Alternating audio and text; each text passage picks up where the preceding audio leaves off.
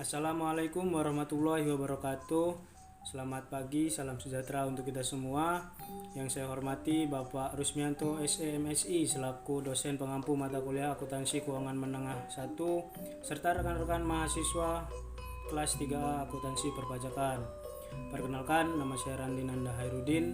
Di sini saya akan membuat video pembelajaran yang mana materi yang akan kita bahas adalah kas dan setara kas. Nah, seperti yang saya sudah jelaskan pada perkenalan di atas, bahwa kita akan membahas tentang materi kas dan setara kas.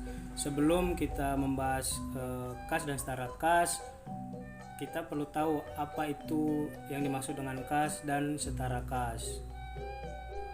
Nah, untuk definisi kas dan setara kas sendiri, yang mana kas adalah saldo kas atau cash on hand, dan rekening giro atau demand atau deposit. Adapun setara kas atau cash equivalent adalah investasi yang sifatnya sangat liquid, berjangka pendek, dan yang dapat dengan cepat dapat dijadikan kas dalam jumlah yang dapat ditentukan dan memiliki resiko perubahan nilai yang tidak signifikan.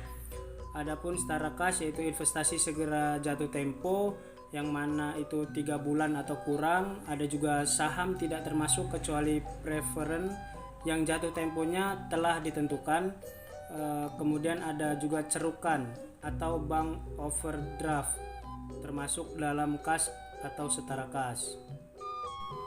Nah, ada juga penyajian, di mana penyajian kas dan setara kas disajikan pada laporan posisi keuangan kelompok aset lancar, yang mana di dalam penyajian kas dan setara kas ini disajikan secara komparatif, yaitu di dalam penyajiannya membutuhkan saldo awal sekarang dan juga saldo tahun sebelumnya. Nah, adapun Pengungkapan kas dalam laporan keuangan meliputi pengungkapan kebijakan akuntansi dan informasi rincian kas yang dimiliki perusahaan. Kebijakan akuntansi kas menjelaskan secara umum komponen kas dan bagaimana perusahaan mengklasifikasikan kas. Ada juga kebijakan akuntansi juga menjelaskan bagaimana perusahaan menyajikan bank overdraft atau cerukan. Berikutnya ada karakteristik kas. Yang pertama itu aktif tapi tidak produktif. Untuk memperoleh rentabilitas, kas tidak boleh dibiarkan menganggur. Untuk memperoleh pendapatan, kas harus diubah terlebih dahulu menjadi persediaan, piutang, dan seterusnya. Tetapi juga tidak diperkenankan seluruh kas diubah bentuknya, karena perusahaan akan kesulitan beroperasi apabila tidak disediakan kas yang memadai. Dari kondisi ini, maka manajemen harus mampu menciptakan adanya keseimbangan antara kedua kepentingan tersebut.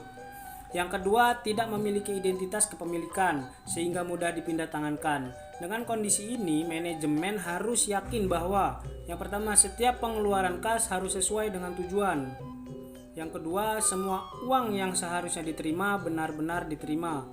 Yang ketiga, tidak ada penyalahgunaan terhadap uang milik perusahaan.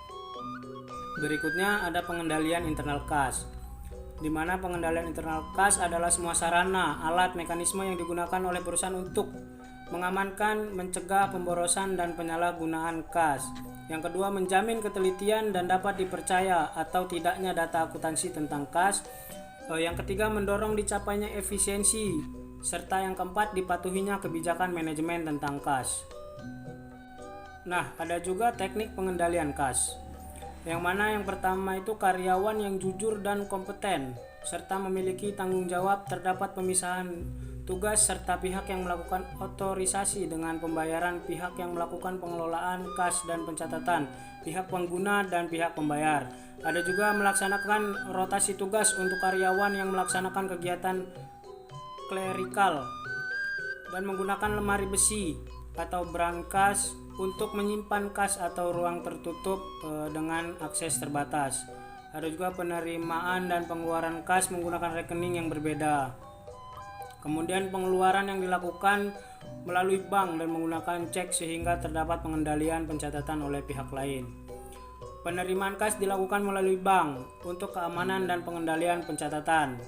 penggunaan sistem inverse kas kecil untuk memenuhi kebutuhan kas dalam jumlah kecil, rekonsiliasi antara pencatatan perusahaan dengan rekening koran bank, pemeriksaan fisik kas secara berkala dan tiba-tiba. Nah, itu tadi adalah teknik dalam pengendalian kas.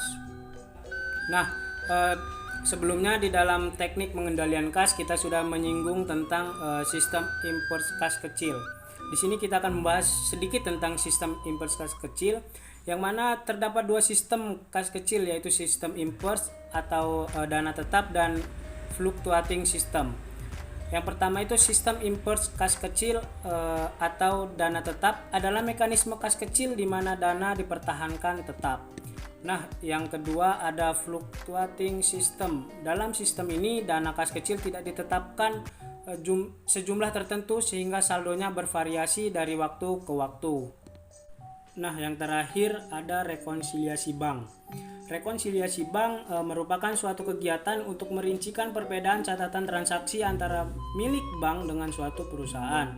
Perincian tersebut dilakukan untuk memverifikasi dan mencocokkan catatan keuangan yang ada di perusahaan selaku nasabah dengan bank selaku pengelola transaksi keuangan. Baik, mungkin itu saja yang dapat saya sampaikan di dalam video pembelajaran ini. Lebih kurangnya saya mohon maaf, kepada Allah saya mohon ampun. Saya akhiri, wassalamualaikum warahmatullahi wabarakatuh.